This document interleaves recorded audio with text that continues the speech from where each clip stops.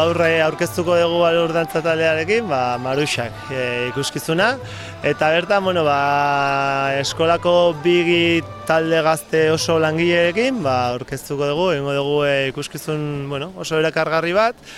Sineskerietan eta loturetan eta izateko jarraitze ezberdinen arteko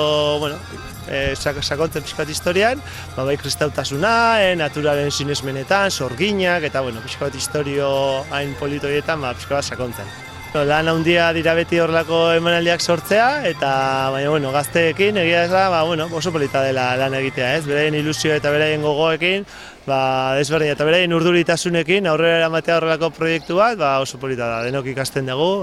koreografiak sortzen, erakusten, interpretazioa lantzen eta nitaz gain jende asko egon da hor irakasle modun, ia 4 irakasle egon gara bi talde hori klaseak ematen eta koreografia ezberdinak sortu ditut bai nik eta bai Iñaki Agirre beste irakasle batek ere. Esan diteke urte guztia, iazko kurtso amaieran helburu bezala jarri genuen hau eta aurtengo ikasturteko lana aurreratuta genuen ematzen gauza batzuk ikasturte hasierako eta hortik aurrera izan da pixka landu eta montatzen jun eta forma ematen jun guzti honi. Uste dut emaitza polita dela, azkenean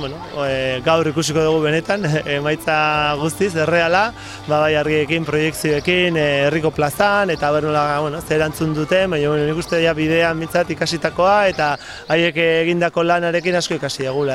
azkenean da gazte hauek, pixkanaka zitzen jun daitezela dantzan, eta dantza ikuskizunak eskintzeko gaitasun hori, eta nik uste dut emaitza oso positiboa dela.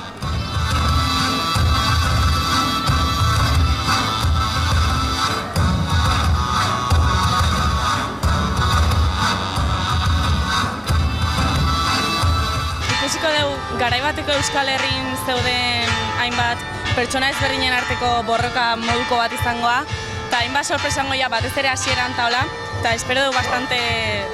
bai erabilgarria izatea umentzat gauza asko ulertzeko, baina baita interesgarria izatea noizbenka ikusteko taula. Hau, ziginan prestatzen iraien gutxi gora bera eta iraietik honea egon geha bi taldetan banatu geha eta orduan errota eta erronka eta gero enditeu saio batzuk denak bateratuta, baina gehien bat separatuta lan indeu. Hasieran, iteiteu normalen hasten bien saiola ordu terdikok, baina gero emanaldia gertuatzen hasi zanen larun bat eta ostiraletan baita hainbaten saioen diteu eta horiek 3 orduko taola eta bi talden gaztuta dena ondo kongeniatzeko.